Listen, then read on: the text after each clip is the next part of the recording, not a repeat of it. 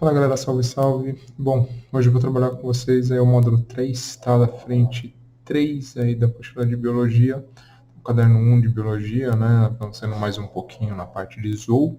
O tema ali é esqueleto dos animais e é um módulo que não é tão complicado assim. Coincidentemente, vocês estão vendo aqui ao fundo um resuminho, né, de esqueleto dos animais, mas que não vai ser usado especificamente para essa finalidade, a resolução de exercícios, tá? Bom, bora dividir a tela, vamos dar uma olhada nos problemas que tem na apostila. Primeiro exercício. O ambiente marinho pode ser contaminado com rejetos radioativos provenientes de testes com armas nucleares. Os materiais radioativos podem se acumular nos organismos, por exemplo, o estrôncio 90, quimicamente semelhante ao cálcio, pode substituir esse elemento nos processos biológicos. O pesquisador analisou as seguintes amostras coletadas em uma região marinha próxima ao local que manipula estrôncio radioativo: coluna vertebral de tartarugas, concha de moluscos, endoesqueleto de ouriços do mar, sedimento de recifes de corais e tentáculos de polvo. Aí ele pergunta em qual das amostras a radioatividade foi menor. Galera, nas opções tem uma que o organismo não apresenta esqueleto na formação do corpo, tá? Então você vai ver concha de molusco. Concha é o próprio esqueleto do molusco. Sedimento de recife de coral, com esse esqueleto ali, recife. Coluna vertebral, coluna. E ainda esqueleto de ouriço do mar, ele tem um esqueleto redondinho que fica dentro do corpo dele. Então só pode ser tentáculo de polvo, né? Tentáculo de polvo é mole, não tem esqueleto na formação e por isso não fixa o estrôncio, pelo menos não na formação dos ossos, tá? Então aí a alternativa B é a melhor saída para 1. Tranquilinho, é só lembrar que polvo não tem osso. Depois, questão número 2 do níquel e náusea. Observe as tiras A e B abaixo, as quais ilustram diferentes animais que utilizam o mecanismo de icdise, né, da muda, em seu desenvolvimento.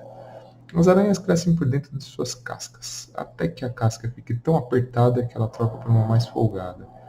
Eu achava mais sexy quando estava justinho, não a mola. De tempos em tempos, as cobras trocam de pele. Não, justo agora acabei de fazer uma tatuagem.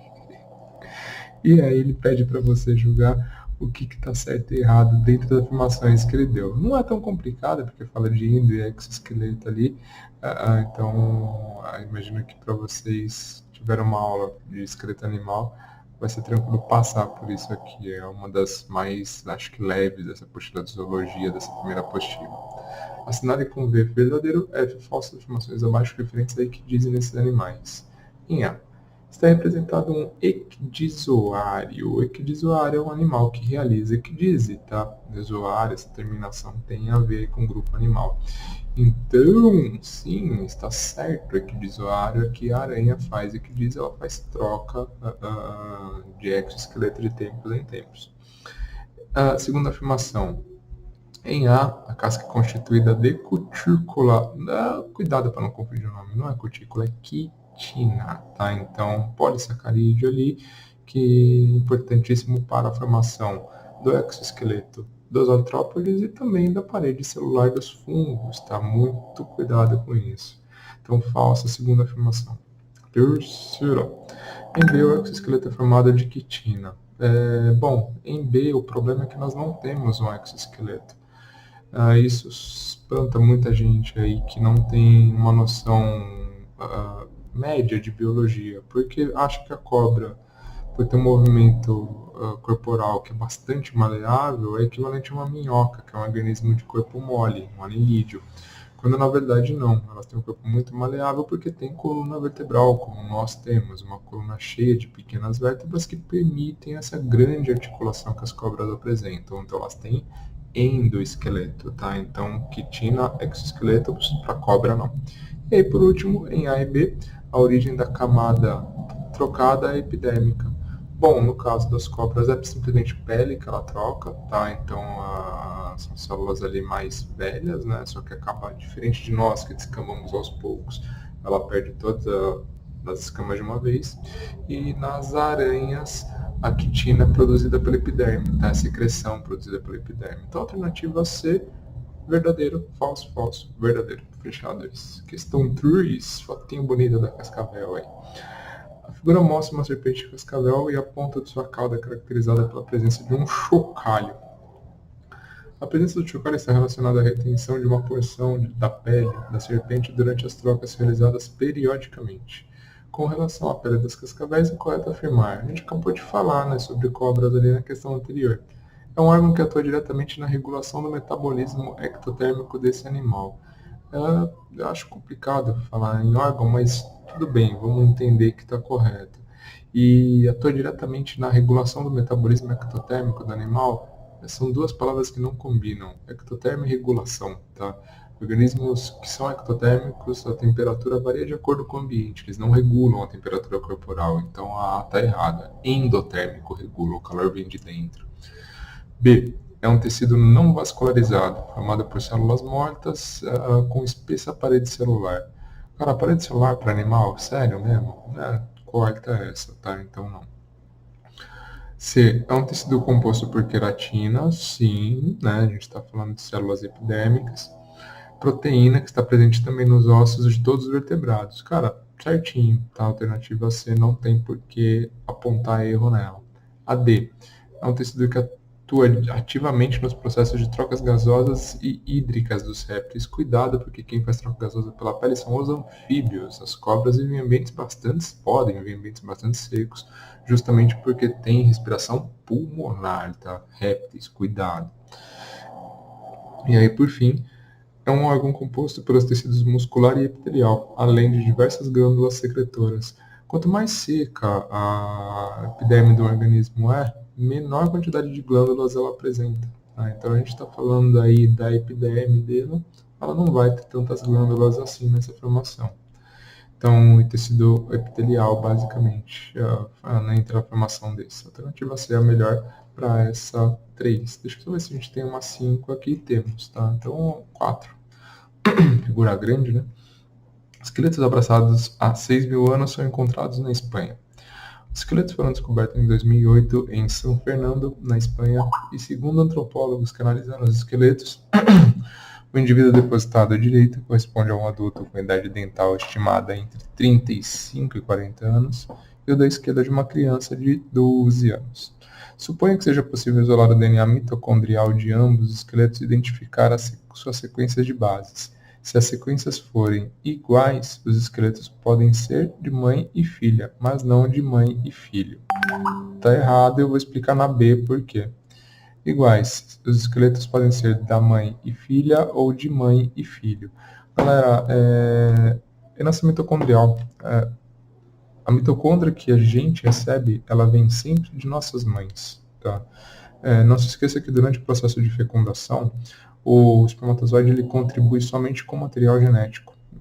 Nenhuma estrutura que forma aquela célula vai entrar na constituição do zigoto. Então, basicamente é a mãe que dá todo o aparato para aquela célula se desenvolver.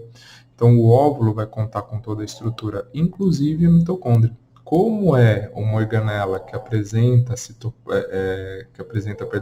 DNA, se a mãe passou para a próxima geração aquela organela, ela passou o DNA que pertence ao organismo dela também. Então, num teste mitocondrial, você consegue identificar quem são os filhos, independente de serem meninos ou meninas, de uma determinada mulher. Nunca de um homem, tá? Então, o homem só colabora mesmo com o DNA no processo de fecundação. Por isso, a alternativa B aqui é a melhor solução para esta questão. Bom, mais uma aí, questão 5 e 6 para a gente finalizar, listinha um pouquinho mais longa, mas vamos embora, né? Manda bala aí. Crustáceos e bivalves produzem uma carapaça protetora contra a ação de predadores. Então, são organismos que têm exoesqueleto. Os dois grupos apresentam adaptações que os impedem de viver em ambiente estritamente seco. Qual a denominação da carapaça protetora dos crustáceos e qual a denominação da carapaça protetora dos bivalves? De um modo geral, ambas são exoesqueletos, tá? Só que como é uma questão que é dissertativa, seria bom que você elaborasse um pouco mais, como você pode ver no gabarito, né? Que fala lá, que a carapaça protetora dos crustáceos é um exoesqueleto de carbonato de cálcio e a quitina forma a carapaça dos crustáceos. Então você está diferenciando basicamente um do outro aí, que os bivalves possuem duas conchas calcárias articuladas. Então, a carapaça protetora dos crustáceos é exoesqueleto, ele é formado por carbonato de cálcio e quitina, enquanto a formação do exoesqueleto dos bivalves ela é basicamente calcária, tá? Então, é a diferença entre os dois. Questão mais específica, você vê, não fica só no exoesqueleto, não. B. A maioria dos crustáceos dos bivalves possui duas estruturas respiratórias e tipo de reprodução semelhantes. Indique essas características. Animais aquáticos, de um modo geral, têm respiração branquial. Tá? Dificilmente você vai encontrar variações desse tipo de respiração em organismos aquáticos. Então, na dúvida, arrisca branquial, que você já tem uma grande chance de levar a questão. E depois a reprodução deles é do tipo sexuada, porque os organismos têm gametas, têm dioicia, né, a maior parte dos animais, então tem gametas masculinos e femininos produzidos por organismos diferentes, tá? Então você encontra uma grande variabilidade genética no grupo.